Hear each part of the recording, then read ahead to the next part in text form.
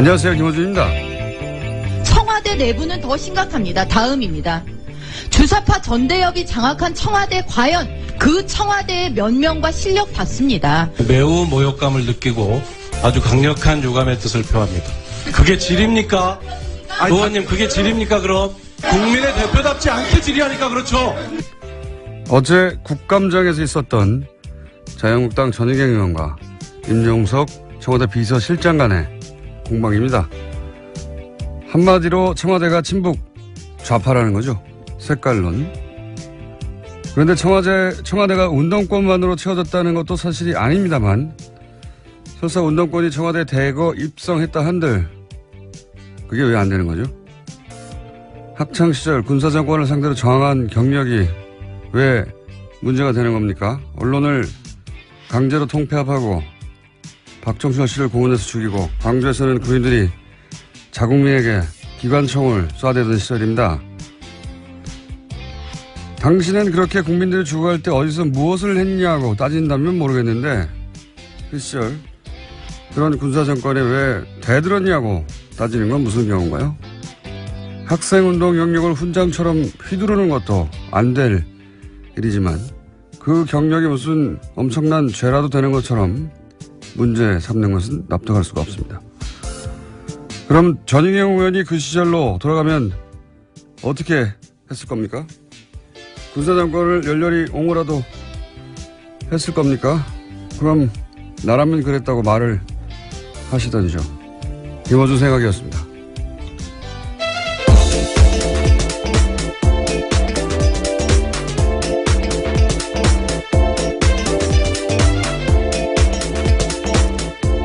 시사인의 김은지입니다. 네.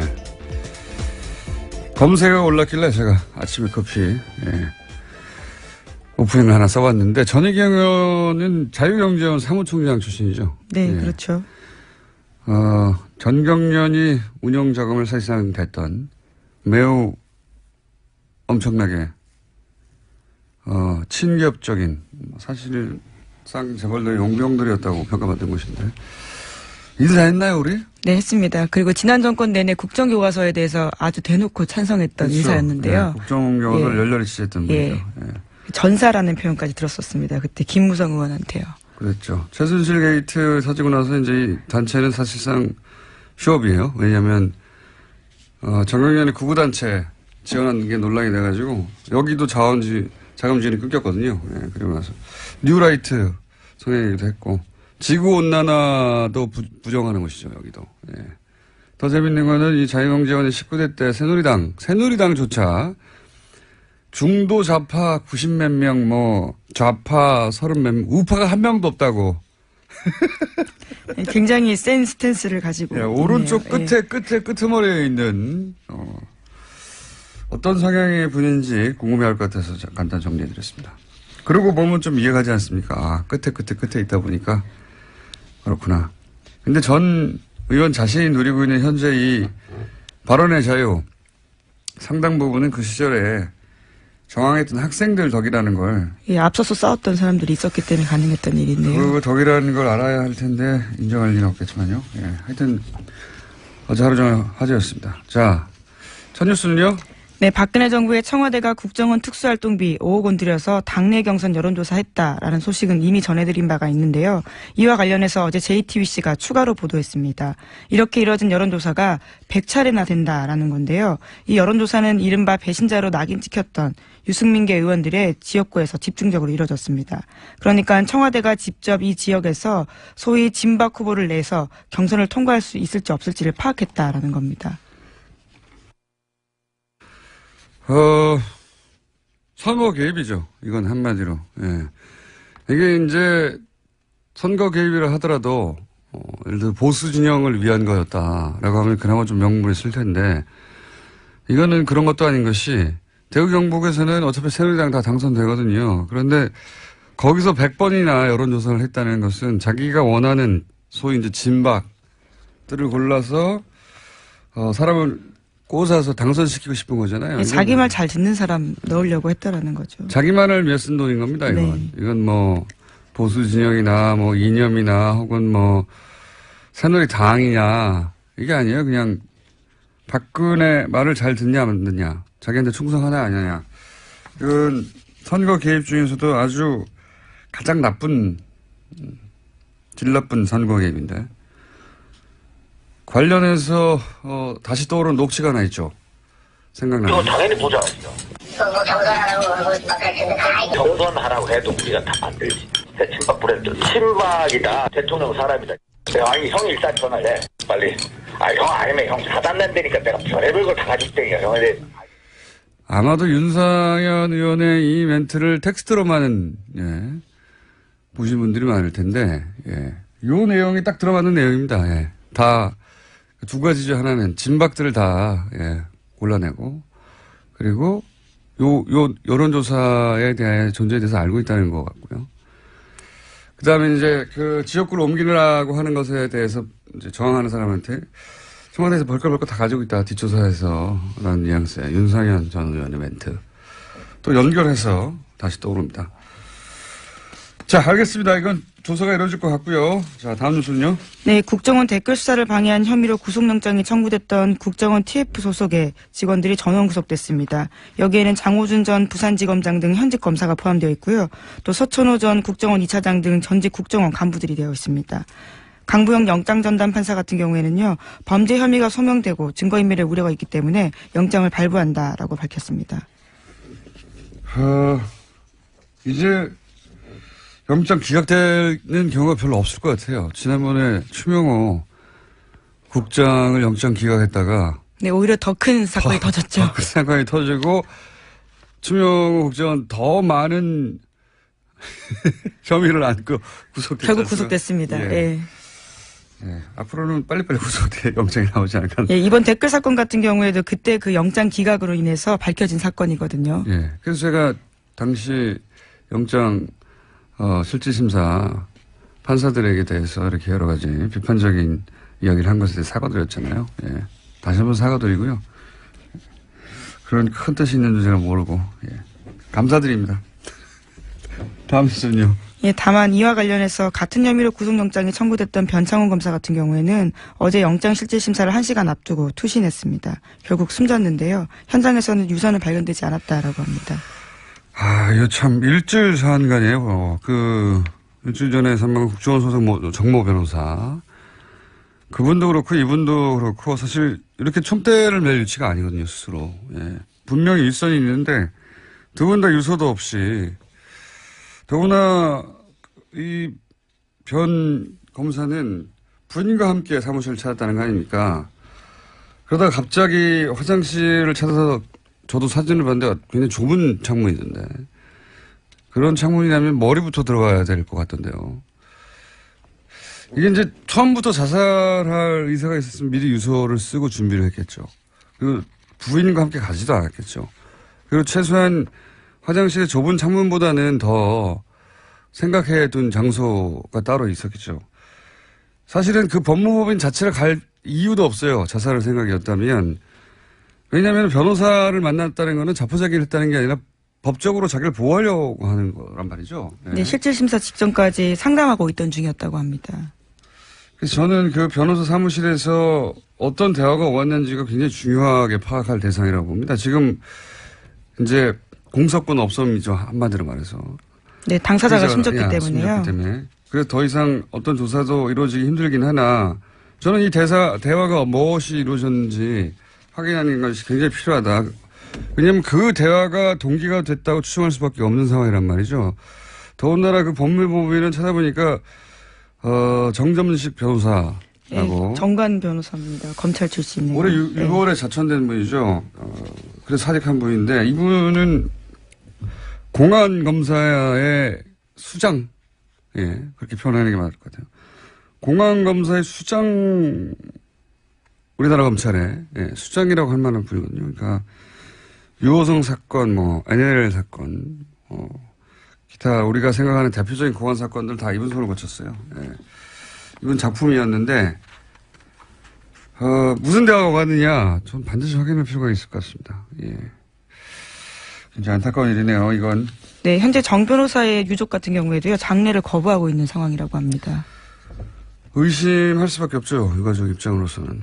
장소도 석연치 않고요. 사진을 봤더니 창문이 활짝 열리는, 이렇게 위아래로 왜 이렇게 제끼는 창문 있잖아요. 다 안 열리는, 반쯤 열리는. 빠져나가기 쉽지 않겠던데. 물론 뭐, 그렇게 투신하고 싶은 어떤 충동을 느낀 사람에게 좁은 게 문제가 되지는 않겠지만, 굉장히 돌발적인 선택이었던 것 같고, 예. 자살이라 하더라도. 그냥 여기서 접집하고 들여다볼 대목이 많다고 봅니다. 이 자살 사건은. 그 앞 국정원 직원의 자살 사건도 들여다볼 대목이 저는 있다고 생각하는데. 국정원 사건만, 관련만 되면 이렇게 사망자가 많습니다. 참. 자, 다음 뉴스는요? 네, 관련해서 하나만 더 전해드리면요. 이제 남재준 국정원장이 이와 관련된 문건을 보고받았다라는 이야기도 나와서요. 내일 검찰에 소환되는데 관련된 수사가 여기까지 진행될 것으로 보입니다. 남재준 국정원장은 뭐 NLL 대화록부터 시작해서 사실 걸린 게 많습니다. 예. 제가 보기에는 NLL 대화록도 이명박 그 시절에 청와대가 전해줬다라고 어제 예. 보도가 나왔죠. 예. 예. 국정원 개혁 발전이 발표했습니다. 이건 사실 이명박 청와대가 대선에 직접 개입한 거라서 제목이 클 거라고 봅니다. 예. 그리고 이 유출한 대화록을 토시 하나 틀지 않고 읽었던 김무성 의원도 이제 다시 수사대장이 될 일이고요. 특히 이 대화록을 지난번에 한번 말씀드렸지만 수정했거든요. 예. 수정의 주체도 반드시 단죄의 대상이다. 자, 다음 뉴스는요?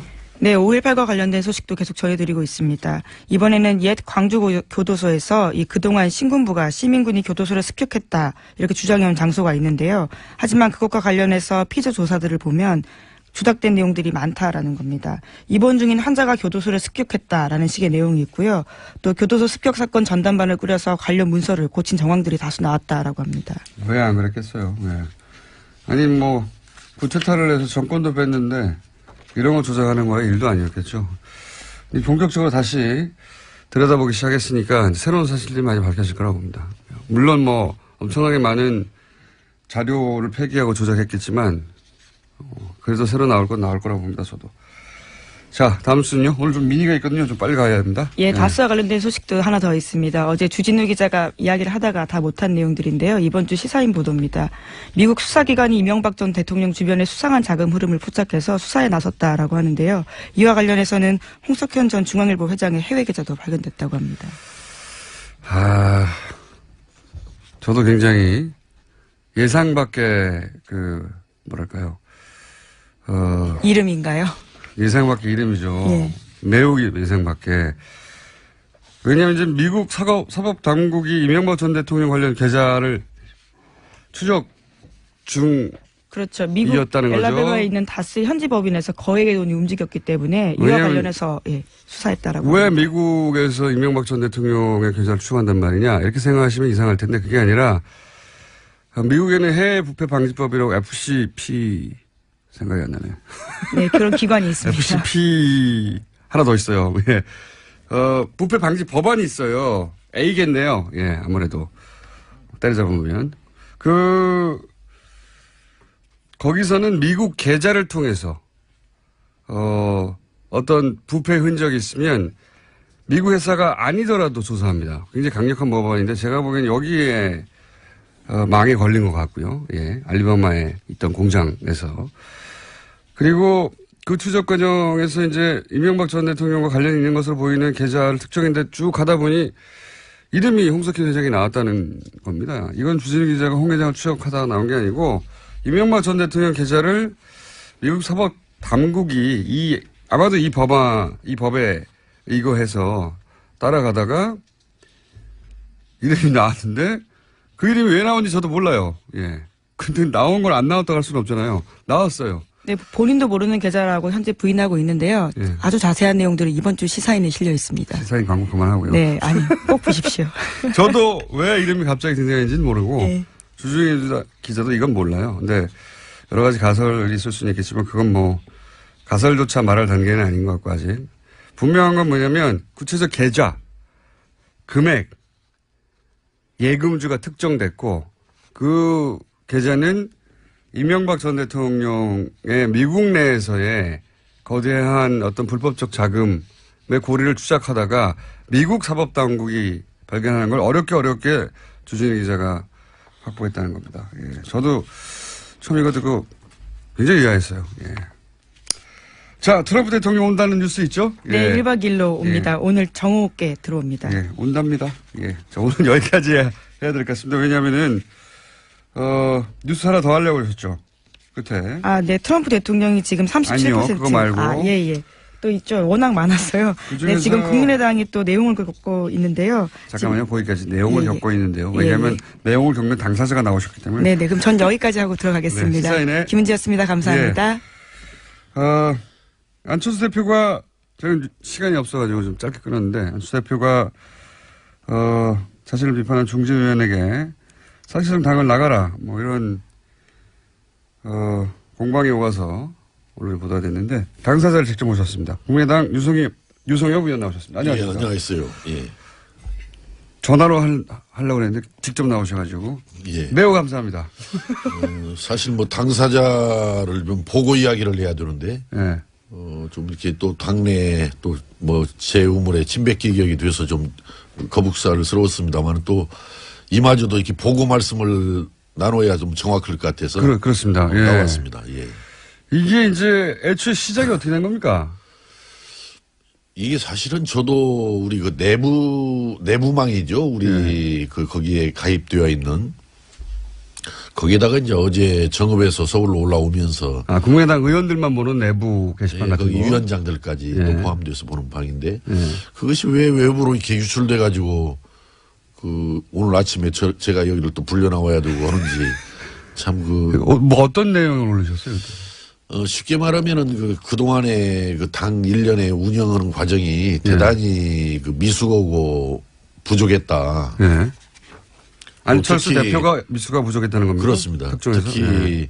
그 독일에 가서 한 발언 같은 경우는 아주 잘못된 발언 아니냐. 이제 이런 것을 지적해서 안철수 대표가 좀 보다 더 좀 제대로 좀 상황을 인식하고 예. 해서 좀 분발했으면 쓰겠다 해서 물론 뭐 중대한 결단을 내렸으면 좋겠다라고 했지만은 뭐 중대한 결단이라는 것이 쓰겠다. 통상적으로 받아들이는 뭐 그런 의미로 안정돼서 했던 것은 아닌데 거기에 좀 발끈하셨던 것 같습니다. 보니까. 다시 한번 말씀해 주십시오. 어떻게 했으면 쓰겠다고요? 저는 중대한 그 결단, 어제 정확한 표현을 넣으면은, 예.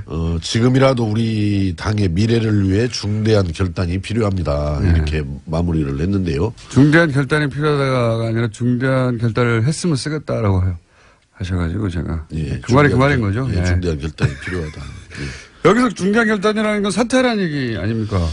저는 뭐 그 사퇴까지 염두에 두고 그런 말한 건 아니고 그건 진도가 좀 너무 많이 나간 이야기고. 그러면 그거 왜 중대한 결단은 뭡니까? 왜 그러냐면 지금까지 그 당에 이를테면은 예. 이제 독일에서의 그 복수 발언. 적폐 청산이 복수라는 복수다. 이런 표현. 예. 이제 이런 표현이 이제 최종적으로 이제 조금의 문제였지만은 그 전에 뭐 지역위원장을 당헌이나 당규에 근거도 없이 일괄 사퇴하라든지 예. 또 뭐 되지도 않을 바른정당과 통합 가지고 당의 분란을 일으켰잖아요. 예. 지금 분열될 것이 뻔히 예상되는 가운데 실제 어제 그제 분열이 되지 않았습니까? 9명이 네. 나갔는데 또 뭐 최근에 와서는 각 시도당의 사무처장을 중앙당에서 다 내려보내겠다. 예. 또 뭐 이게 또 원칙도 없어요. 어디는 뭐 당무사무처장, 어디는 뭐 정무사무처장으로 전북은 그렇게 하겠다라고 하는데 어디는 뭐 그냥 그대로 사무처장만 또 교체하는 이런 결과고.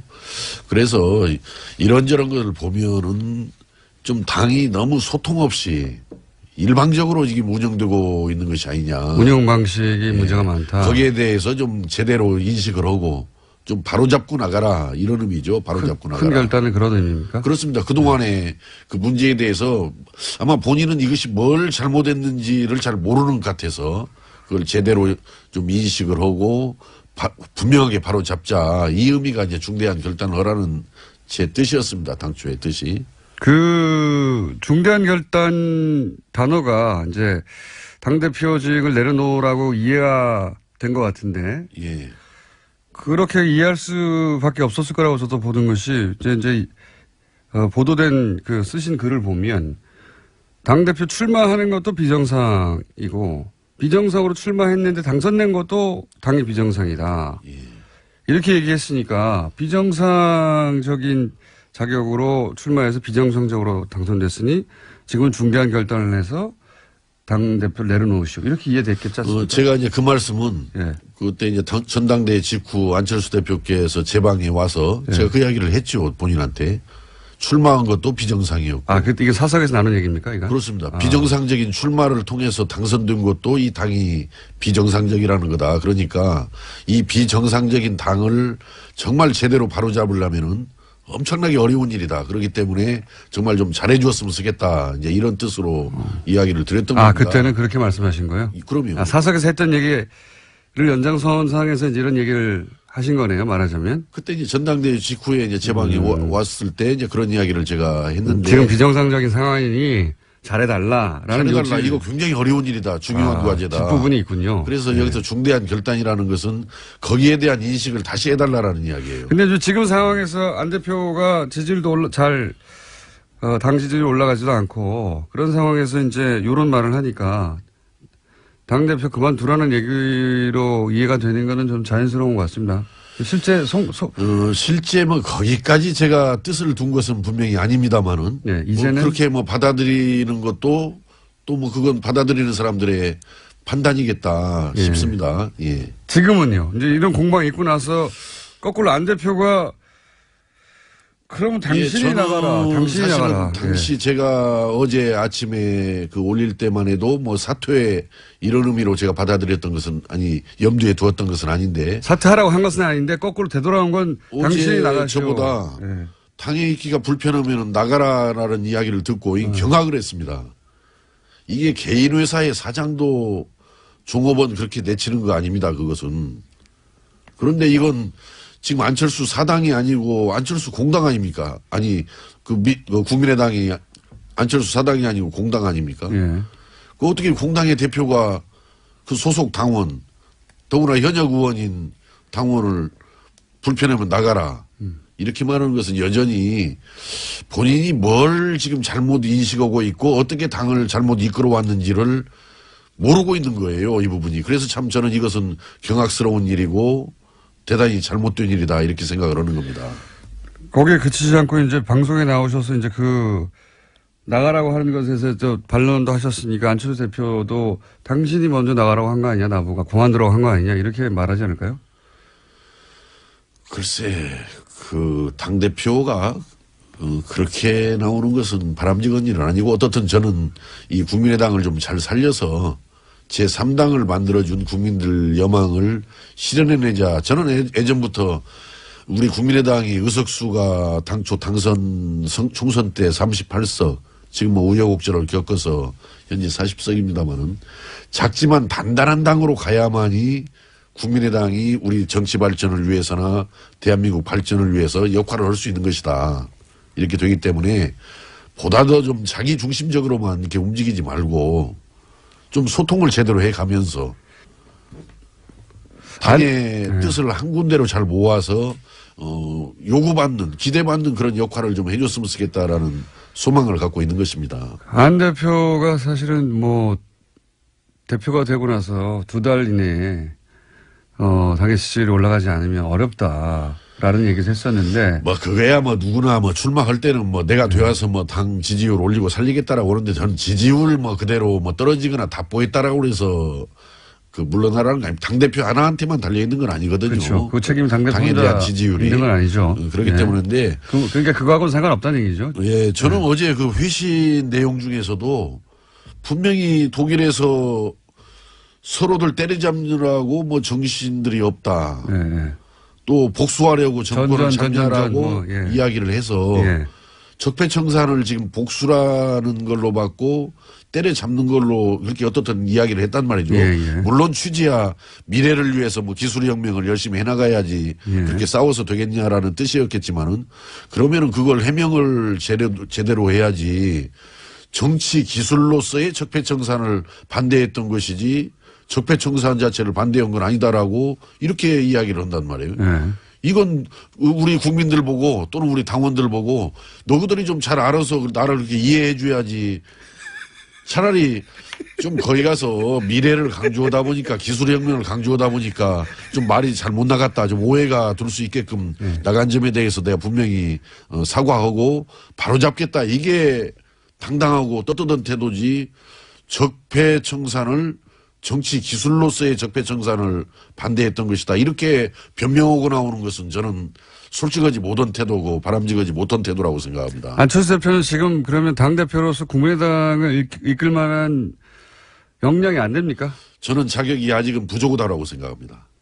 관두란 얘기잖아요. 본인이 더 분발해야죠. 그러니까 더 분발해야 되죠. 예.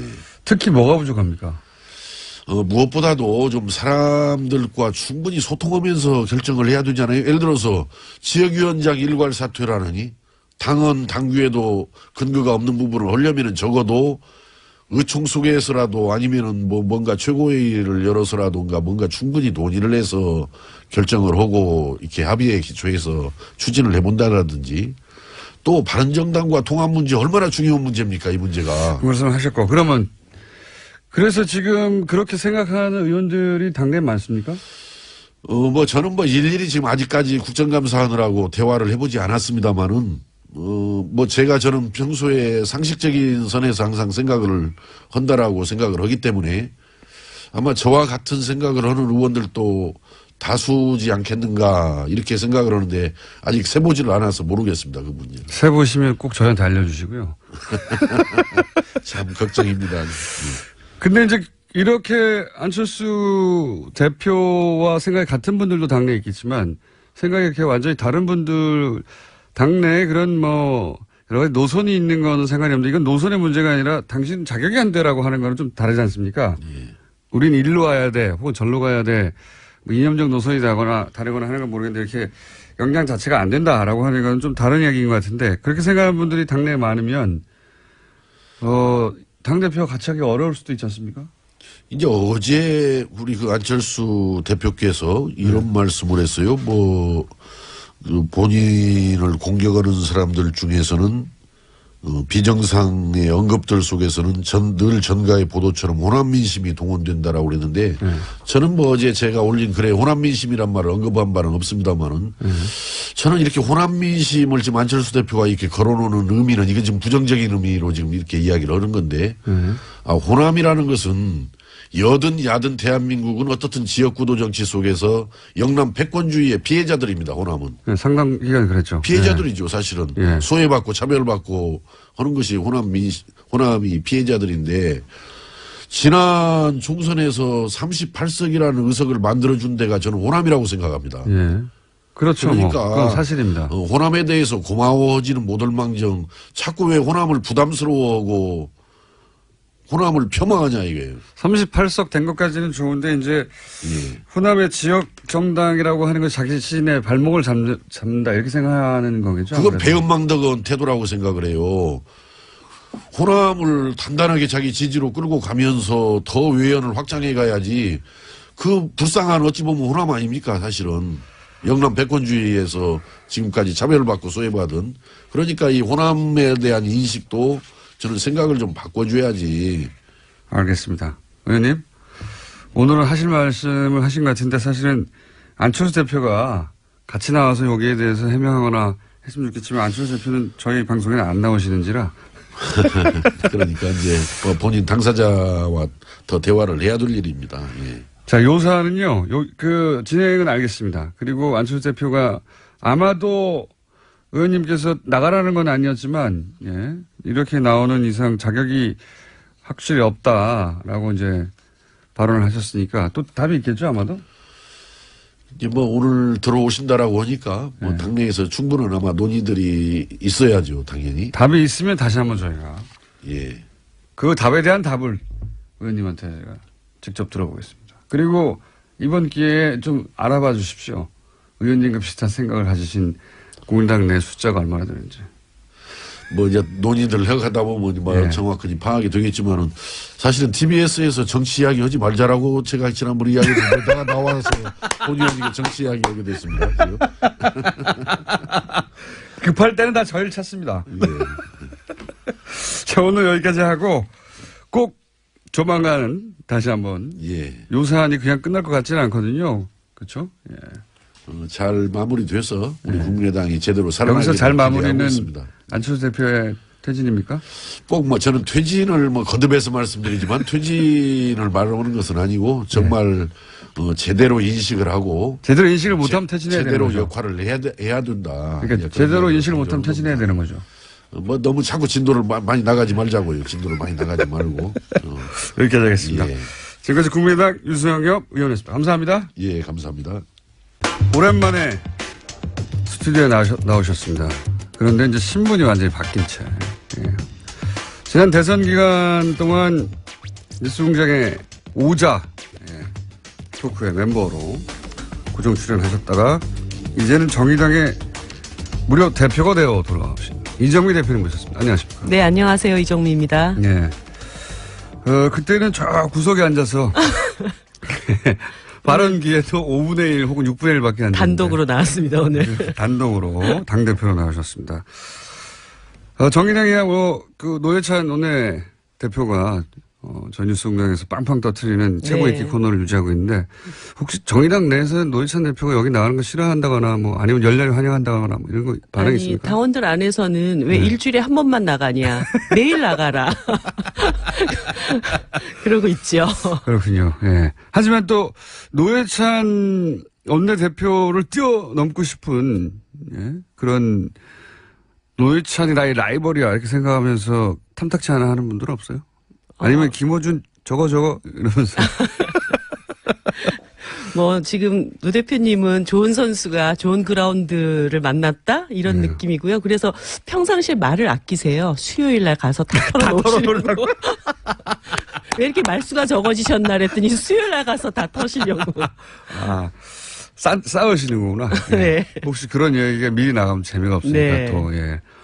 아, 근데 참 대단한 그 순발력이에요, 이분이. 네. 예. 물론 평상시 쭉 생각하시다가 갑자기 딱 나오니까 그런 표현들이 생각나는 거겠지만 전혀 미리 준비할 수 없는 질문에도 빵빵 네. 터뜨리는 경우가 많거든요. 요 근래 노 대표님의 그런 순발력에 대해서 연구하시는 분들이 생기신 것 같더라고요. 연마하고 있는 것 같아요.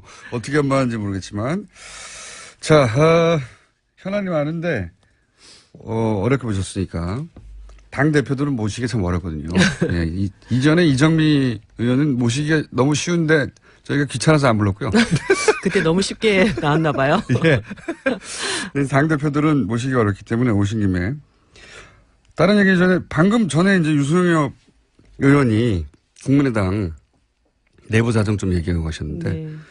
그 중에서 이제 요 질문을 꼭 드려야 될 것 같아요. 자유한국당에서는 지금 뭐 소위 적폐청산 드라이버에 대해서 본인들이 그 대상이 되다 보니까 아마 더욱 그럴 수밖에 없겠지만 정치보복 프레임으로 맞서고 있지 않습니까? 네. 그 당이 그러는 건 이해갑니다. 예. 정치는 뭐 항상 프레임 전쟁이기도 하고. 근데 안철수 대표가 적폐청산 관련해서 복수라는 단어를 사용했잖아요. 네. 그게 이제 크게 보도가 됐는데 요건 좀 납득이 가지 않는 부분이 있는데 이거 어떻게 생각하십니까?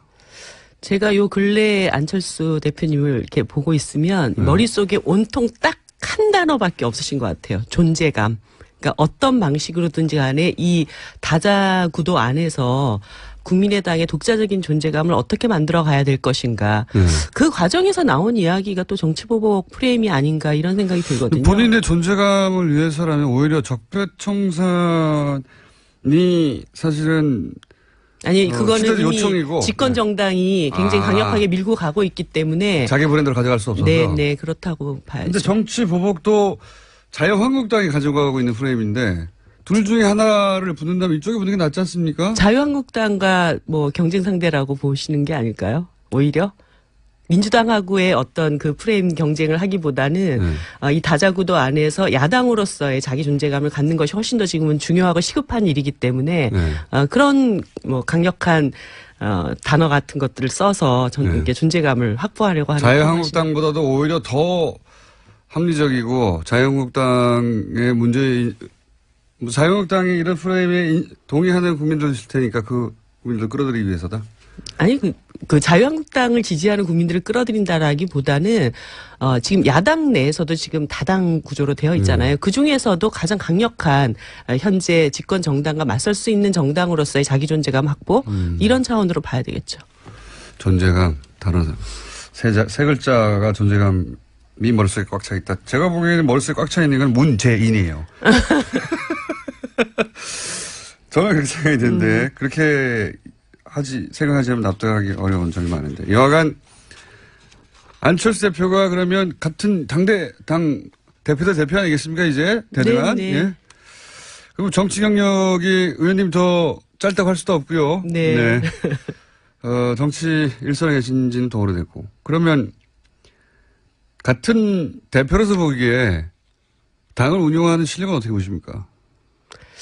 글쎄요, 지금 이제 정의당을 뺀 나머지 야당들이 이게 뭐라고 해야 되나 자기 진로를 잃고 지금 방황하고 있는 그런 상황이라고 봐야 되겠죠. 그러니까 바른정당도 어저께 결과적으로는 이제 두 개의 세력으로 나뉘어지게 된 것이고 국민의당 입장에서도 지금 바른정당 일부 남아있는 분들이 국민의당과 어떻게 연합할 것인가 이런 고민을 하고 있지만 또 국민의당 내부에서는 또 일부가 어떻게 하면 민주당과 다시 그렇죠. 합칠 수 있을 것인가 이런 고민을 하고 있단 말이죠. 그러니까 지금 각 당이 자기 당의 정체성과 진로 이런 것들에 대해서 이렇게 길과 방향을 잃었다고 지금 보여져요. 그런 조건에서 국민의당을 하나로 통합시켜서 끌고 나갈 수 있는 리더십 이것이 지금 안철수 대표에게는 거의 남아있지 않은 그런 상태가 됐다 이렇게 봐야 되겠죠. 그런 리더십이 원래 있었는지 없어졌는지 아닌지 처음부터 그것에 대해서는 제가 평가를 할 일은 아닌 것 처음부터 같고. 없었는지는 모르겠지만 지금은 그렇게 그 리더십이 먹히지 않고 있는 상황인 것 같다. 네. 그렇게 평가하시고 지금 방금 말씀하신 바른정당이 그중에 9명 절반이에요. 네. 수명 중에 9명이니까 사실상 전반이고 이게 끝인가 추가 탈당은 없겠는가 이런 전망들도 있는데 추가 탈당도 있을 수 있다고 봅니다 저는. 네, 그럴 것 그렇게 보시죠. 같아요. 예. 보통 이런 식의 대규모 탈당했을 때 한 번에 안 하고 나눠서 하는 경우가 많지 않습니까? 네. 더 큰 타격을 주려고. 참 바른정당 입장에서 어려운 상황이 되는데 바른정당의 미래는 어떻게 보세요? 이렇게 되면 정의당이야. 역사가 길지 않습니까? 이렇게 어렵게 고군분투한 역사가. 얼마 전에 하태경 의원이 저한테 비교섭 단체로 생존하는 법에 대해서 한번 와서 배우고 싶다고 얘기를 하시던데요. 그러니까 그 노하우야 오래 쌓여 있는데 가난하게도 살아남고 근데 바른정당에 계신 분들은 사실 배부른 정당에 있다가 어렵게 생활하기 시작하고 견디기가 쉽지 않으실 겁니다. 비교섭 단체로 저렇게 견디시기가. 그렇죠. 예. 그래서 결과적으로 이제 9분은 원대 복귀한 거고 빈손으로 그리고 나머지 이제 11분들 안에서 한 달만 지내보면 이게 얼마나 축구 배고픈 상황인지 바로 이제 느끼시게 될 거기 때문에. 예, 교섭단체도 아니기 때문에 국회 일정에 들어가서 같이 합의할 수도 없고. 아니 그리고 그쪽에서 여야장 협의체를 만들 때 정의당이 비교섭단체여가지고 거기 껴주면 안 된다고 그렇게 하셨던 분들인데 결과적으로 이제 그런 상태가 되셨고 그래서 이 비교섭단체로 불합리함에 대해서 정의당과 함께 이것을 개선하기 위해서 노력하시면 좋겠고 아마 또 그것을 견디기가 굉장히 어려우실 거기 때문에 제가 볼 때는 지금 남은 분들 중에 또 일부가 또 들어갈 것이죠. 예, 그런 상황이 되지 않겠는가. 비교섭 단체 이제 국회 출입하는 기자들이나 혹은 국회의원들이나 정당 관계자들은 잘 알겠지만 비교섭 단체가 된다는 것은 어떤 의미입니까? 유령 취급받는 거죠. 어저께도 뉴스에 바로 그렇게 나오지 않습니까? 이제 국회는 3당 체제가 되었습니다. 아니, 정당이 엄연히 다 존재하는데. 국회의원들도 존재하고. 네. 그런데 왜 3당 체제가 나머지 정당은 그러면 없는 취급을 하는.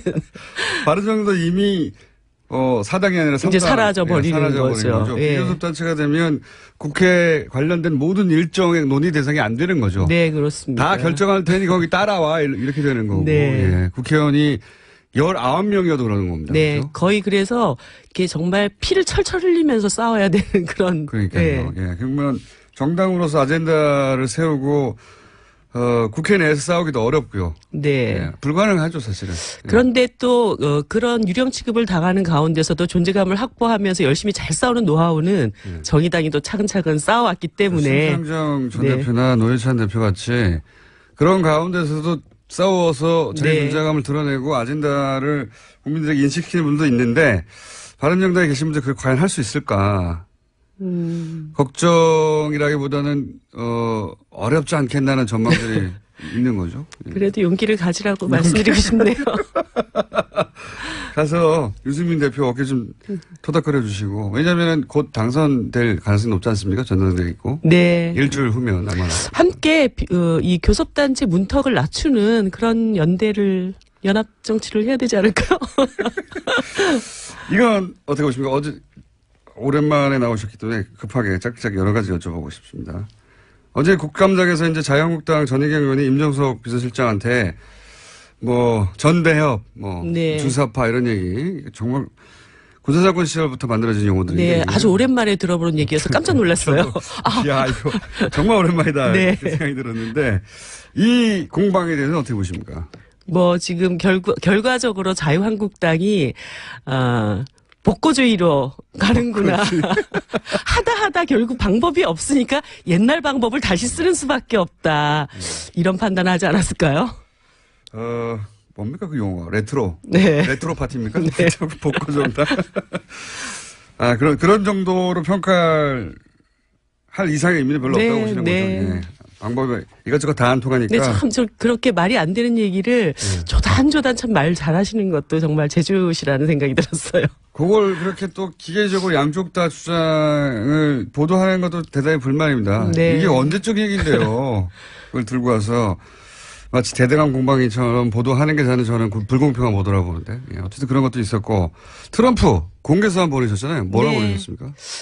이번에 이제 오시는데 사실 손님이 오시면 굉장히 기쁘게 맞이해야 되잖아요. 네. 그런데 여러 가지 너무 걱정이 많이 되는 거예요. 네. 거기에다가 얼마 전에 또 홍준표 자유한국당 대표께서 방미하셔가지고 남한에다 전술핵을 배치를 네. 해야 되고 그게 안 되면 우리가 독재적으로 핵무기라도 갖겠어 막 이렇게 얘기를 하고 오셨기 때문에 혹시라도 트럼프 대통령이 오시면서 이게 대한민국에는 좀 이상한 생각을 가진 사람들만 있을까봐 그렇게 그렇지 생각할까 않다. 봐.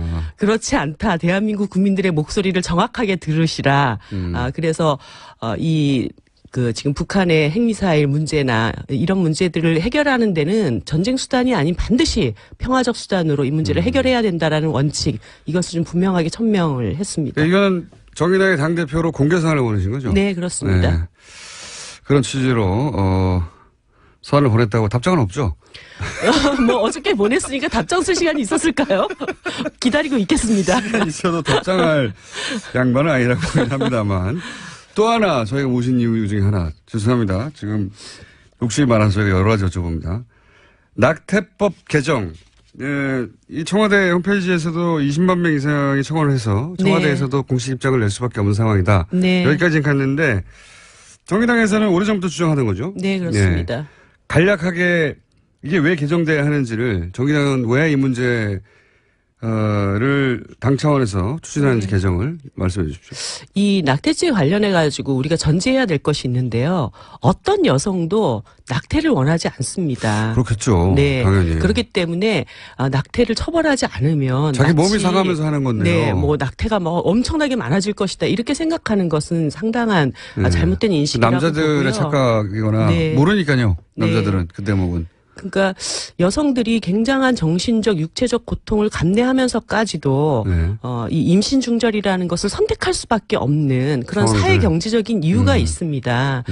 그런데 실제 이 낙태에 대한 형벌, 그 형법상의 그 처벌 조항이 있다 하더라도 이미 90% 이상의 여성들이 불법적인 시술을 통해서 낙태를 또 진행을 하고 있거든요. 당국도 눈 감아주고 있고 사실상. 네. 네. 그런 과정에서 또 불법 시술 과정에 상당 상당한 건강권이 이렇게 해칠 수 있는 이런 상황들도 있고 이렇기 때문에 지금 이미 이제 낙태죄라는 것이 사문화되어 있고 또 여성에게 자기 몸에 대한 자기 결정권이나 건강권, 행복권 이런 것들을 추구해 나갈 수 있는 그런 인권국가로 또 나아가자라고 하는 측면에서 이 형법상의 낙태죄라고 하는 것은 이제는 좀 폐지할 때가 되지 않았는가. 저희가 일요일부터 함께한 여론조사에서도 2년 전과는 다르게 찬성이 훨씬 높게 나왔어요. 7년 전 여론조사와 네. 지금 여론조사가 완전히 딱 그렇죠. 정반대로 뒤집혀진. 시대 정신이 상황이죠. 바뀐 거죠. 네. 네, 그런 인식을 가진 분들이 많고. 자, 벌써 시간이 10초밖에 안 남았네. 이럴 수가. 저희가, 한 달에 한 번씩은 그러면 네. 따로 모시겠습니다. 어떻습니까? 좋죠. 네. 알겠습니다. 그 대신 노 대표님은 매일매일 부르시는 거예요. 이정미 정의당 대표였습니다. 감사합니다. 네, 감사합니다.